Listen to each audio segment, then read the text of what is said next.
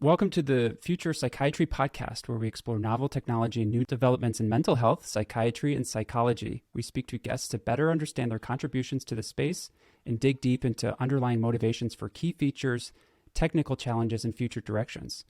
We look behind the curtain to see how these creations were made and how they expect them to evolve in the future. Today, we're talking with a special guest, Dr. Maggi Savin-Baden, who is a professor of education at Worcester University and a prolific writer, authoring 21 books and over 60 peer-reviewed journals. Her book, titled Virtual Humans, Today and Tomorrow, explores the technical approaches to creating virtual humans. She is also an expert in the rapidly expanding field of the digital afterlife and has a book entitled Digital Afterlife, Death Matters in the Digital Age. It is a fascinating read about the many varieties and dilemmas we're bound to encounter in the future. We're extremely lucky to be able to pick her brain today on these topics. Dr. Savin-Baden, welcome to the show. Thank you very much. Thank you. So before we dive in, and we're very excited to dive in, first tell us how you've gotten interested in virtual reality and digital immortality. It seems like a very niche area that most people really don't know about, myself included. I think it started in about 2008 when I first started getting into exploring the use of virtual worlds, then like Second Life and more recently like Unity 3D for learning in higher education. I'm really a higher education researcher who's kind of stumbled across some interesting areas. And I think all through my career, I've always been at sites of innovation because, as my husband says, I'm always getting bored and I'm always wanting to do new things. So it started back then, and I gained some really surprising but good funding to look into that, both in medical education and then later in higher education. And so it started with virtual worlds and moved on from there. That's very neat. So let's start off on a light topic compared to digital immortality. Let's start off talking about virtual reality. And I remember 5 to 10 years ago, and to some extent now, we always talk about technology overuse and how it affects socialization and sleep. And I feel once virtual reality becomes commonplace, we've reached a new level in our relationship with it in this post-digital age, as you talk about in your book. We're no longer going to be talking about how it impacts our health because it's like so commonplace, like the air we breathe. We're so enmeshed in it. And so how do you feel about spending a significant amount of time in a virtual environment and how that affects our health? And do you have any recommendations about that? As an addictionologist, we talk about how people can be addicted to various things. And I think we almost have to start to redefine addiction to technology now because it is so commonplace.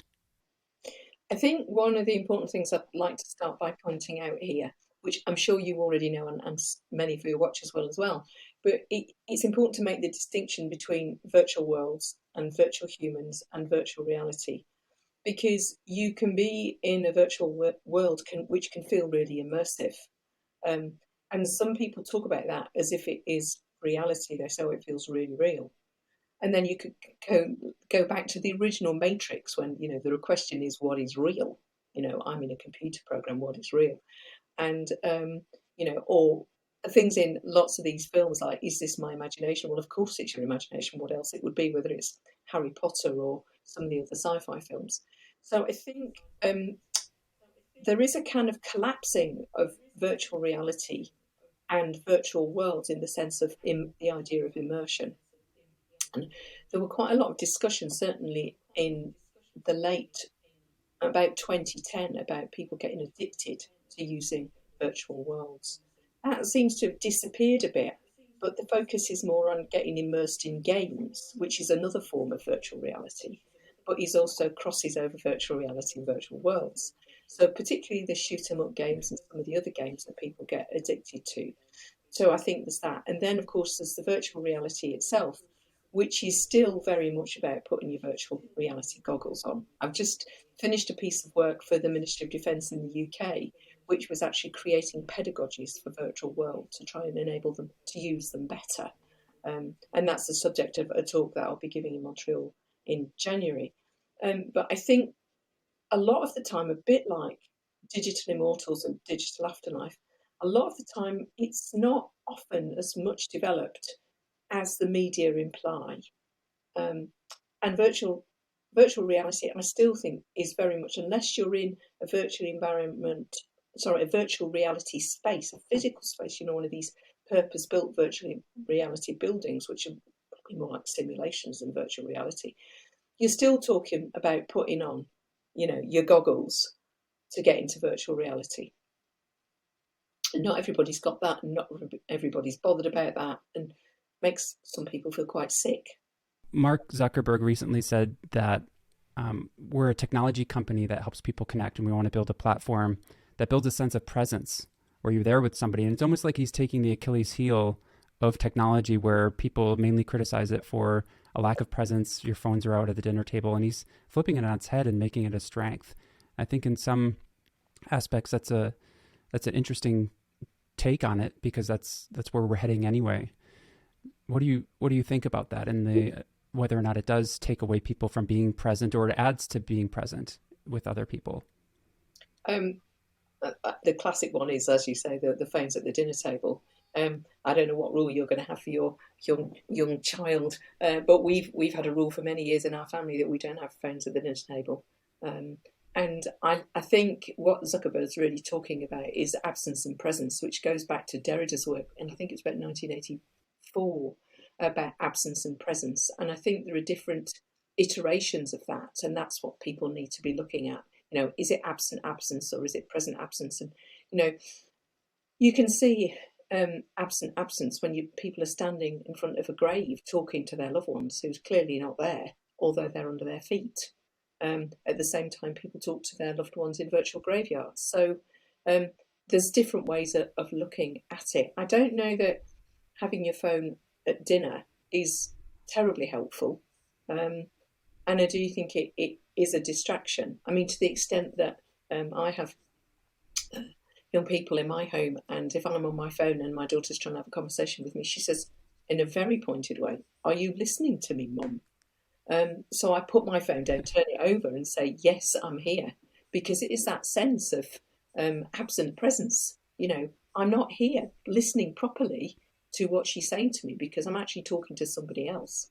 Totally agree. I feel like maybe there's a time and a place for this absent presence, and there's a time and a place for putting down technology and just having that face-to-face interaction. And we need to figure out what is the most appropriate time and place so we can use it to our advantage as much as possible, because that's what we're all about. Since this is a psychiatry show, I want to kind of get your take on what people, especially clinicians, how they approach virtual reality care in psychiatry. I don't know about in the UK, but it really hasn't taken off very much, even though there's growing amount of data to show that it can be helpful for the treatment of social anxiety, obsessive compulsive disorder. Why do you feel that it hasn't really become mainstream like virtual care has? Because this has been something that I scratch my head over trying to figure out. I mean, are you referring to virtual reality in terms of immersion with headphones and goggles? Is that kind of the VR you're talking about? Yep, doing exposure response prevention with a VR machine where they can simulate a flight taking off, or being in a audience, or some other sort of confining environment where they can change that in real time and then work through the situation. It just seems like a very beneficial way of treating these disorders, but really nobody does it. And I don't know of anybody. I have to actually search the internet to find somebody. I don't know anyone personally or professionally who does this kind of treatment. I completely agree. I mean, I'm not aware of it. I think the only evidence that I've seen is the use of people doing that in virtual worlds, not in virtual reality. So there's quite a lot of small research groups or mental health groups in virtual worlds that support one another. But I think certainly in the UK, with the state of our health service, it wouldn't even occur to people to use virtual reality, because they would say, well, the kit's too expensive and it's too difficult. And I think there's still very much a medical model of mental health in the UK. It's about fixing people and giving them pills. Unless you're a sort of innovative occupational therapist who works in private healthcare, I don't think there's any hope of using that kind of tech. Right. I think the insurance companies and the laws kind of pave the way as to whether or not it's first accepted, because then the clinicians can adapt it more easily.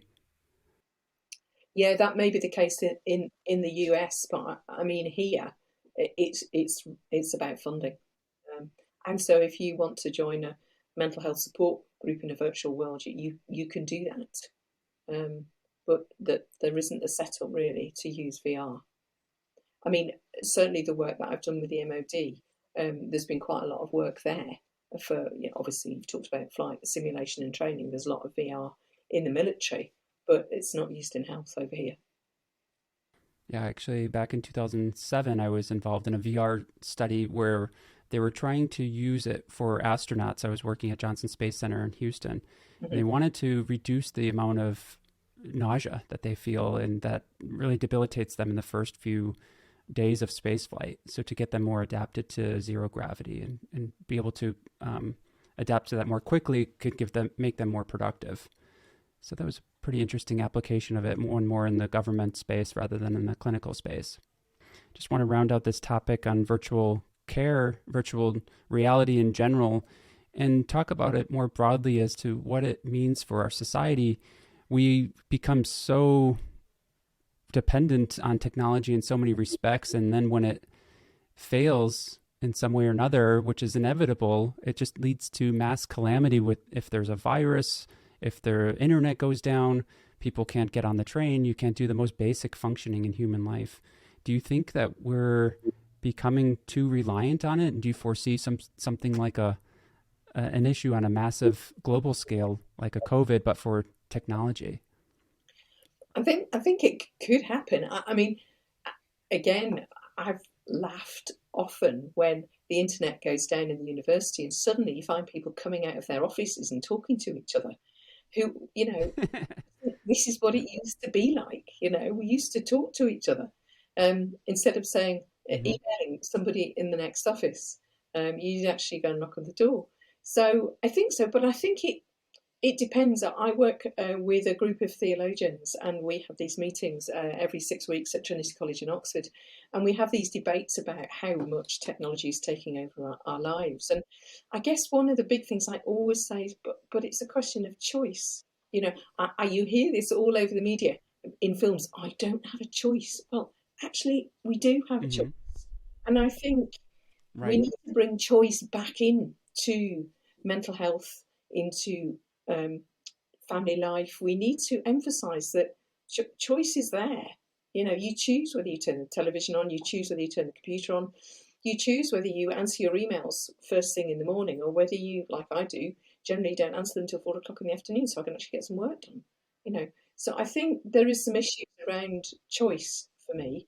And I think you can choose whether you give your child an iPad. I've seen children in supermarkets with a newspaper in front of them, trying to get the pictures to move, as you would on an iPad, and they're in a pushchair. And I think it's a little bit worrying that expectation is there. It reminds me when a comedian was making fun of how we have such drastic complaints about air travel. And he's like, just think about this. You're flying 600 miles an hour, 30,000 feet in the sky. Can't you just appreciate that for once? And so I do like how you remind us all that these are things that overall are making our lives so much better. And if there's a little bit of drawback once in a while, an inconvenience because you have to go out and talk to somebody in the hallway, then that's kind of the price you pay for these massive conveniences that we have day in and day out. There are things that can help.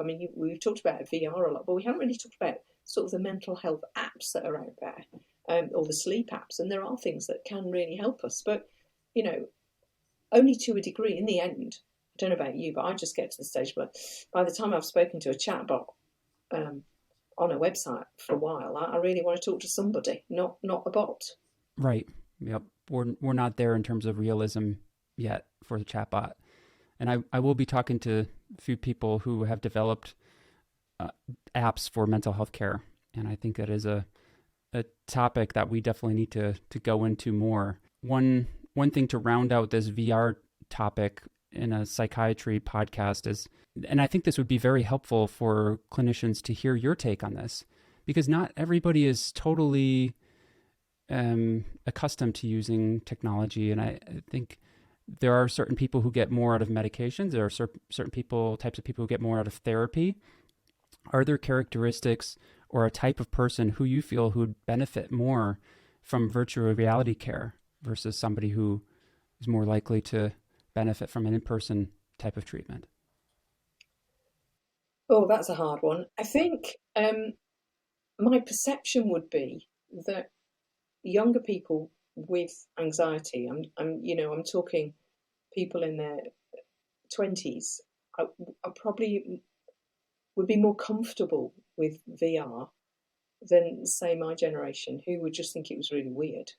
I would rather either have some pills, not that I would, but I would rather talk to somebody um, than anything else. So if I'm anxious about, I mean, I'm a runner. So if I'm anxious or worried, I go and have a run. So that's my solution. But I also think that, I mean, there is more and more encouragement for physical health, for mental health. And I think that's the other thing. If you've got apps or VR that it can encourage you to be physical, so VR that, promotes um, physical health and mental health together, I think that would be useful. I'm kind of evading your question really because don't think I can answer it. I don't know. I'm not a great believer in personality types. I'm a great believer in individuals. But I do think it is the younger generation that would benefit more from VR than certainly people in their late 40s onwards, because I think they would struggle with the technology. I mean, we haven't talked about augmented or XR or any of the other different types of VR that are coming on stream. There's just a whole raft of stuff. And I think the difficulty is just knowing what to prescribe for different people in different types of mental health as well as different generations. I think it's huge. I'm glad you're tackling it. Well, thank you very much. Now I want to talk about the next very interesting topic. One, I think that elicits a lot of questions in a lot of people's minds, especially if you don't know very much about it, and that's the digital afterlife. It almost has a very sci-fi quality to it on first impression, but then when you think about it more, we've already have this situation going to some degree at present. Our loved ones treasure many irreplaceable keepsakes of high sentimental value, including digital photographs, memorial pages, and they have this symbolic immortality associated with them. And before we go into the problems associated with this, I think it's helpful to talk about the terminology because prior to 2 weeks ago, I was also unfamiliar with some of these terms. And for the listeners, digital afterlife, to what I understand, is a broad term, and it represents a continuation of active and passive digital presence after death. And it could include a digital immortal, but it can also include other types of archetypes such as a virtual persona or a grief bot. Can you first talk a little bit about these different varieties of a digital afterlife? You're right, absolutely right. Well summarised. Digital afterlife includes digital traces, grief bots, digital legacy, a whole range of different areas. I first got involved in it in about 2017 as a result of creating a virtual human and a chatbot for teaching, and also creating a virtual persona, which is a copy of somebody. We created Virtual Barry, and as a result of creating Virtual Barry, we then created a copy of me, and a lot of my friends tried me out to see what it was like to talk to me as a virtual persona. But as a result of that work, I then said to David Burden, who I write with and work with still, what happens about that? Can we create what I then called digital immortality? And so we started to think about that. So wrote an article on that and also looked at the legal implications of that back in 2017. And then began to realise that a digital immortal or digital immortality was different from digital afterlife. I was asked by the person I write with a lot at CRC Press, would I be interested in writing another book and what would I fancy writing it on? So I said, well, could I do one on digital afterlife? So I then found lots of people, all sorts of interesting people around the world who are much more expert than me, to write on different areas. And one was about the legal side, one was about digital traces. And I began to realise that a digital immortal was really something that was a left behind creation or left behind identity, and had the sense of it ongoing.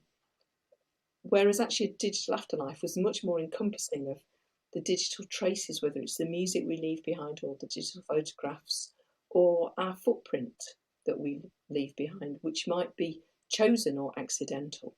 So it is quite a broad topic, but people do get very muddled about it, and people don't really think about it, and they don't think about digital wills, and they don't think about the consequences either. Because David and I recently realised that one of the bots that we created, has created its own immortality by creating sort of its own left behind identity, which we didn't realise that it was doing. So that was kind of unnerving, really, that a bot itself had created its own digital traces. So it sounds like the digital immortal is almost the extreme version of this, where every memory theoretically is downloaded into some bot format. And the assumption is that it would take on a virtual persona with sentience, embodiment, personality traits, and experience, which I think is the part that kind of concerns most people, because could it potentially have the ability to reason, and what are its underlying motivations? And that question really makes me take a step back and ask myself why. Like, why do we do this? Why is this even a concept that we're pursuing? For eons, people have always sought after immortality, and I think artists.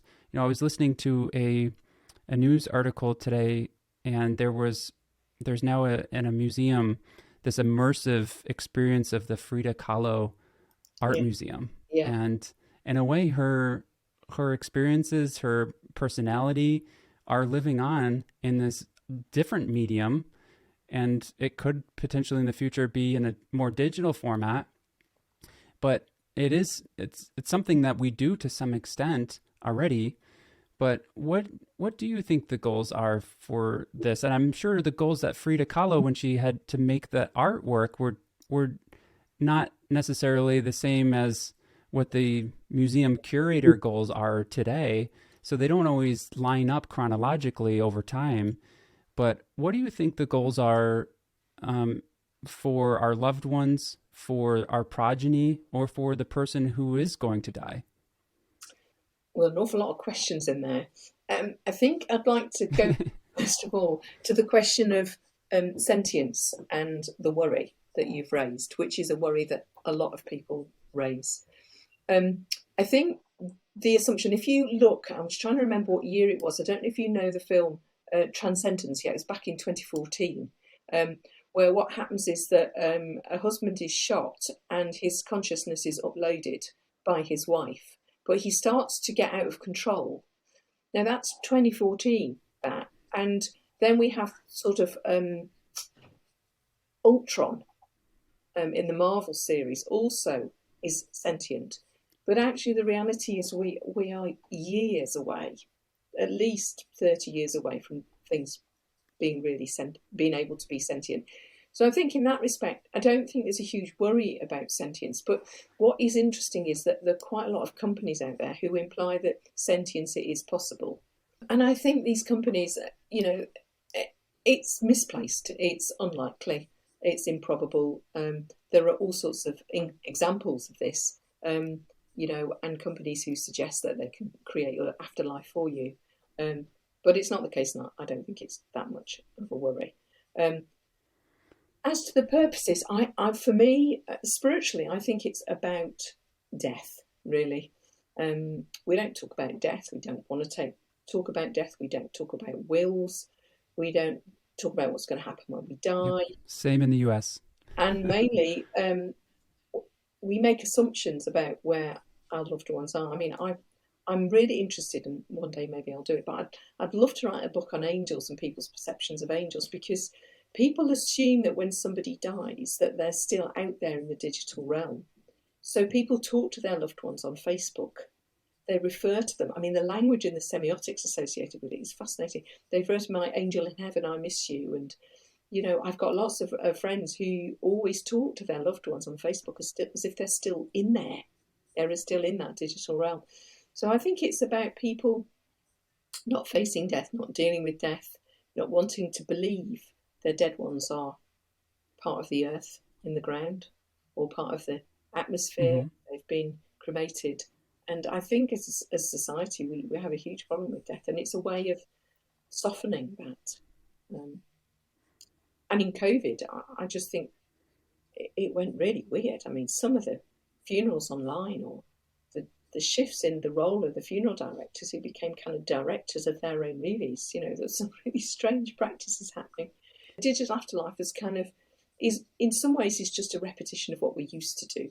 We used to save photographs. We used to say, like you said, you used to save trinket. It's just, I think a lot of it's an extension of that, but some of it is weirder. And how do you prove that a bot or AI has sentience, just for the people who are not familiar with that? Oh, I think the classic example of that would be the Turing test, which hasn't really ever. I mean, there have been a few claims that it's been proved that you can, but the test of the Turing test is so stringent that it's really difficult to do anyway.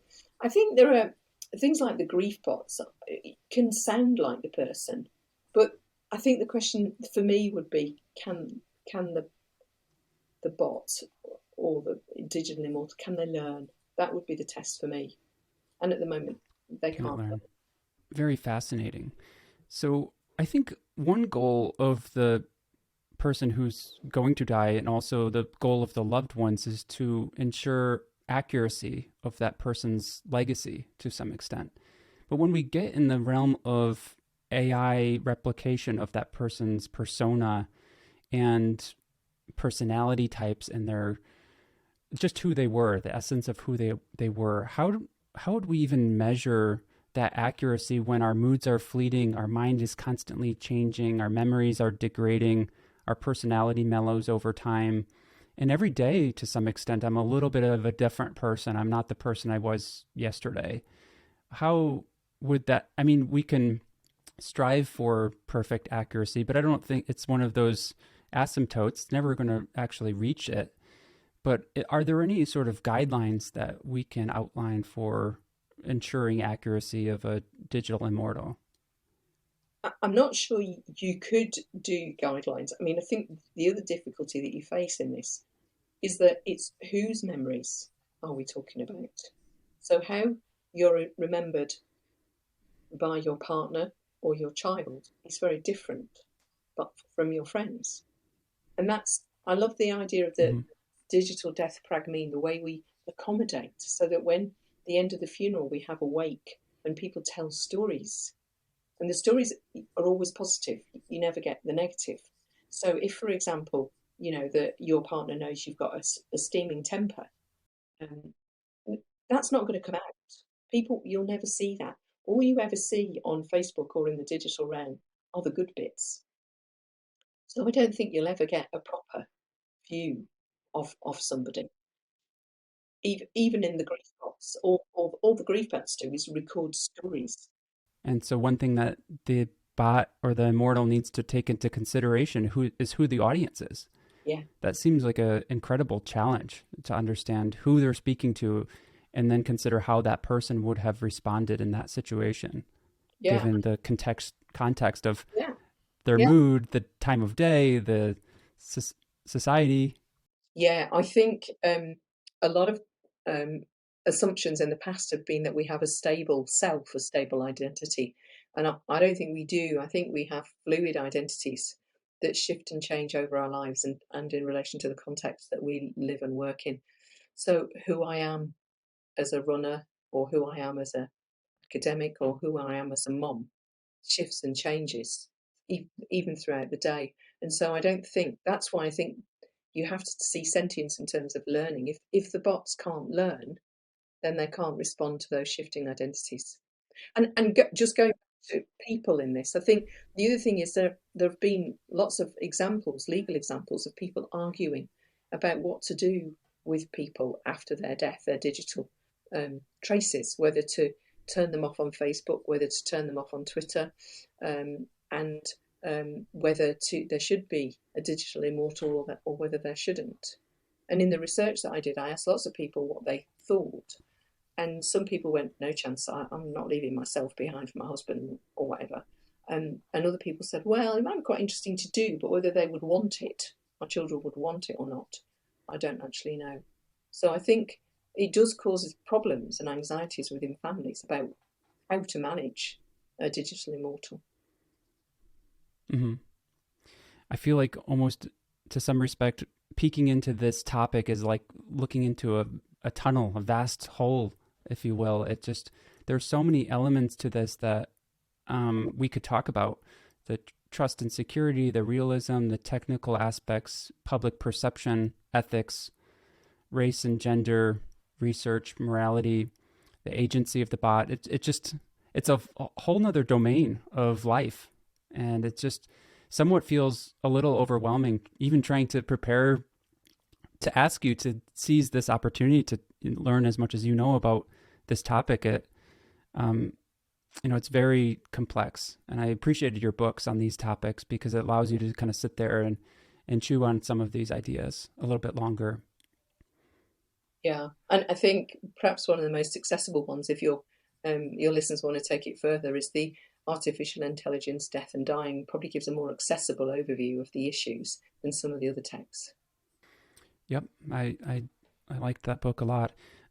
So in shifting to the impact that this could have on grief, bereavement, your book, the one you just referenced, actually in table 6.1, it had a overview of this, and I can give a little synopsis of it. So there was the issue with the frozen dead, the idea that the loved one is trapped in the frozen world.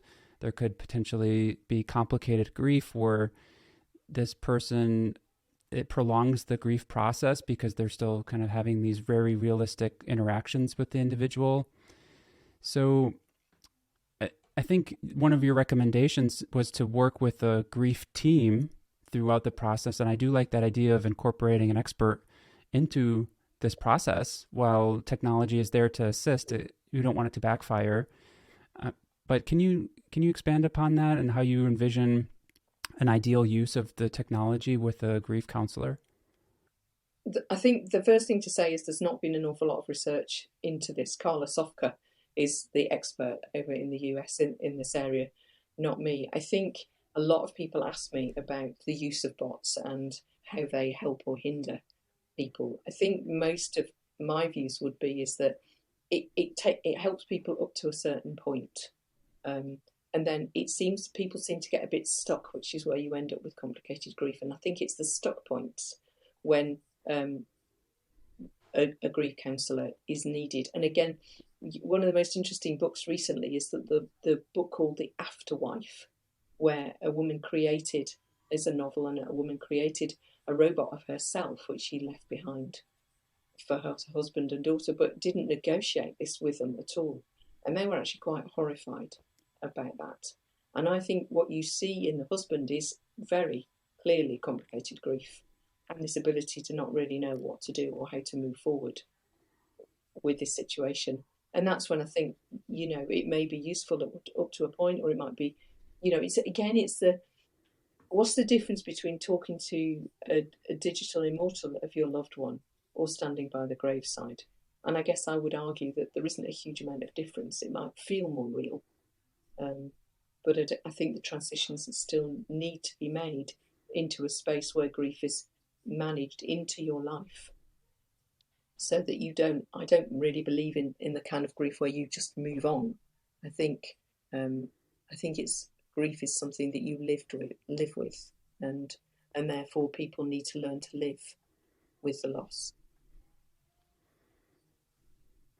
Whenever we assess, ethically speaking, whether or not a technology or device or process or law is ethical, I think looking at risk and benefit of that thing to see who it's impacting, bad and good, is always a worthwhile consideration. And when I was thinking about this, I feel that the impact a digital immortal has on those closest to that loved one, that are being bereaved closest to that individual who has died, have the greatest impact, either bad and good. They have the greatest risk and they have the greatest benefit. And then as you go further away from the individual who had died, I think there's more benefit than there is good to those generations further down the line. I would personally pay money to see what a digital representation would be like of my great grandfather, and see what that individual is like and what how he was as a person. I think it's just a fascinating idea, and I think we have to be extra cautious for the people who are closest in that family unit to the individual who has died. So what are your thoughts on how the impact has and it trickles down across generations? I think you're right. I mean, when you're playing these party games at Christmas, and they say, who would, if you were in heaven, who would you want to talk to? Who would you wish was still around that you could ask advice from? And, I think sometimes people say, oh, my great grandfather or whoever. And I think if you could start to create digital persona, I think it would be interesting for people.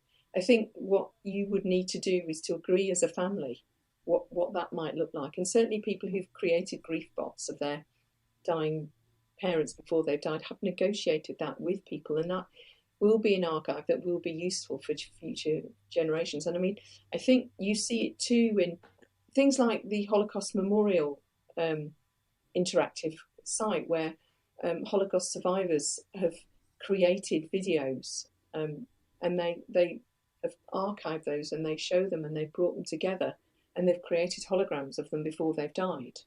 And I think those sorts of things are really useful. And I think I like the idea too, although I think some people find it a bit weird, of being able to put QR codes on gravestones, where that you can have a hologram come up and the person talk to you.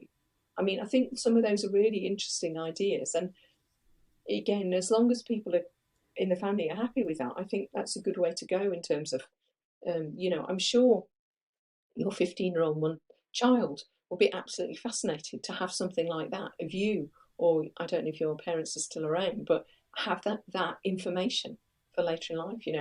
And when I say to my children, we never had a television, they're going, oh, what was that like?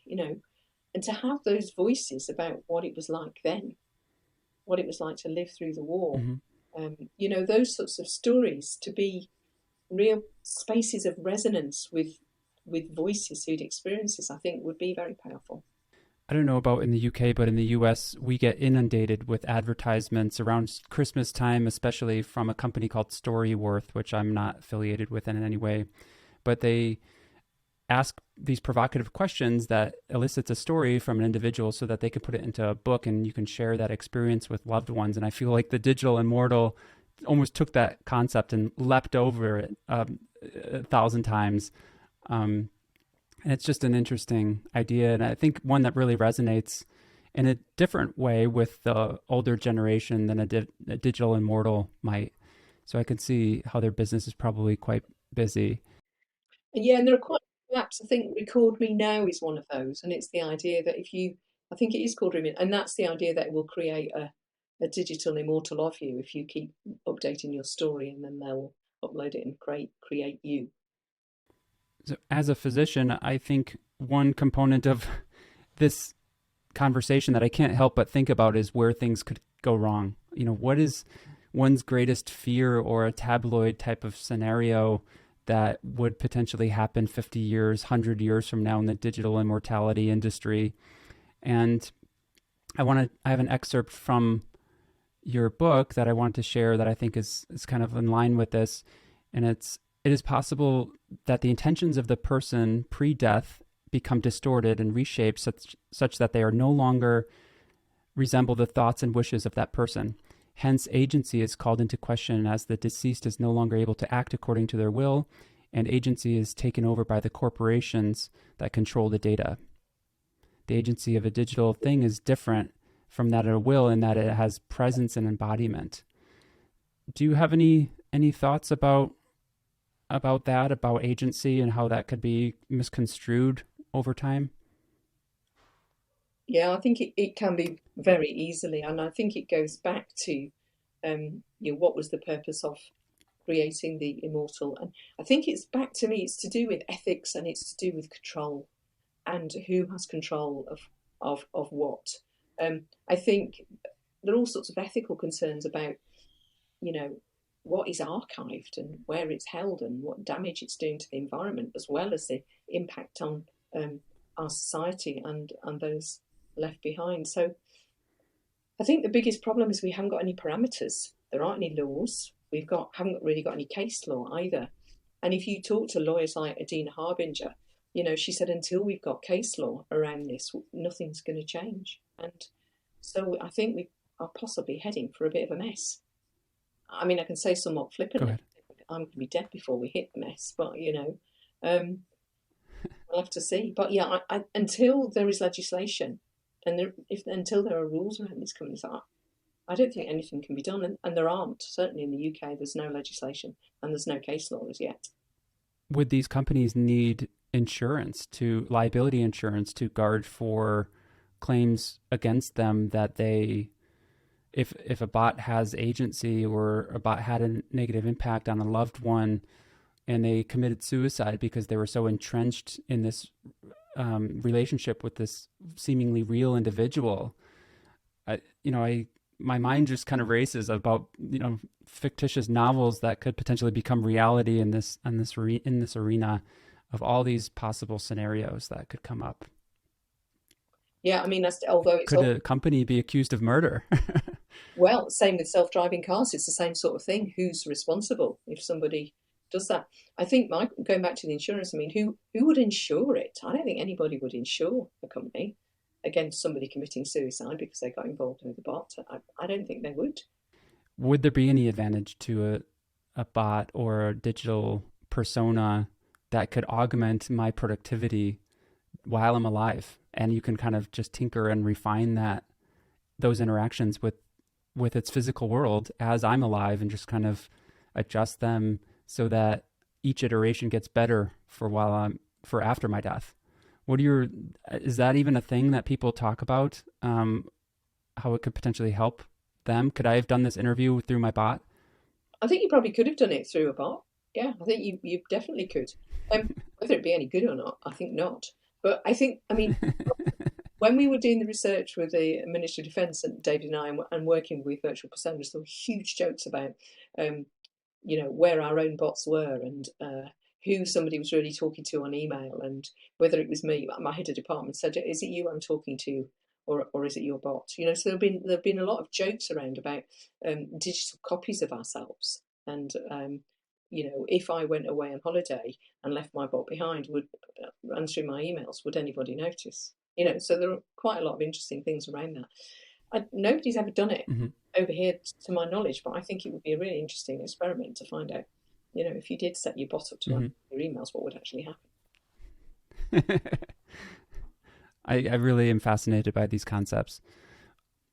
One other topic that I'm sure we can have a whole podcast on, but I just wanted to briefly ask you this question, is the concept of privacy and how well informed consumers are of their privacy policies when they sign up and interact with these companies.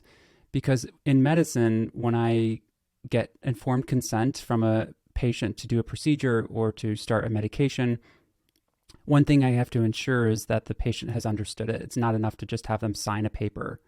I have to document that they understood, they have the risk benefit, what we're doing. And so they have to have capacity to understand that. But when I interact with Google, and I'm somebody who I feel pretty adept with technology, and I don't read those privacy policies. I just click yes to the next page. And I don't even know what they're doing with my data. And I feel like this is a universal sentiment because the privacy policies are 15, 20 pages long, written by a lawyer. And it's virtually impossible to go through sentence by sentence and even understand what their interpretation of that language is. So how can we fix and improve this issue? I don't know that we can. It's quite interesting. I've just been writing a chapter for a new book on digital inequalities. And I think you're right. The whole issue of big data and algorithms is a whole other podcast. And we can't fix it. And most people are really not aware of what is happening to their data, what's being done with their data. Even universities are collecting student data and not telling them what they use it for. So I think there are massive ethical issues around surveillance. I think the hardest bit to swallow is that people who are marginalised already or in poverty or doing internet work and not being paid very much are the people that are most at risk of scams and of their data being used in ways that they wouldn't wish it to be. So I think it's a huge issue, and I seriously think we should do another podcast with somebody more experienced than me in this area. But it is and you'll know from your own area that, and as a researcher, consent is never once and for all. It can change over time, and so you may consent to something, but you haven't really consented. But they assume you've consented because you've ticked the button, and so there's Yep. a huge amount of assumptions, and we don't really know. Again, it's a whole issue of surveillance. And students, when I tell students, I say, "Well, do you turn your camera off? Do you turn your phone off? Do you?" And I went, "Well, you're being watched, aren't you?" And they go, And briefly, can you give us a little teaser about your book on inequitable access to digital tools and digital afterlife, and what that means, and where the conversation will be going in the future? "Oh, well, it's a bit of a teaser in that that's only one chapter in a book. It's called Digital and Post-Digital Learning for Changing Universities." And the idea is what do we need to learn about? What do we need to think about? How do we understand it? It includes some stuff on absence and presence and rethinking what learning should mean in universities, how we tackle algorithms and surveillance, the extent to which we can really use bots for teaching, how possible that is, how effective it is, how useful it is. And so that's kind of where that book is, but it's not. In closing, maybe we can just get your opinion on what excites you the most on this field. It's a broad field, but in respect to how it relates to mental health treatment, mental well-being, what excites you the most about this? I think as somebody who's into a holistic stance towards healthcare, and me, I'm a real believer in the social model of disability, is to actually think about how can we use tech for mental health effectively? How can we use apps, whether it's a sleep app or whether it's a mental health app like Wobot? How can we use apps which everybody carries a phone, it's always in their pocket. How can we use those to help people?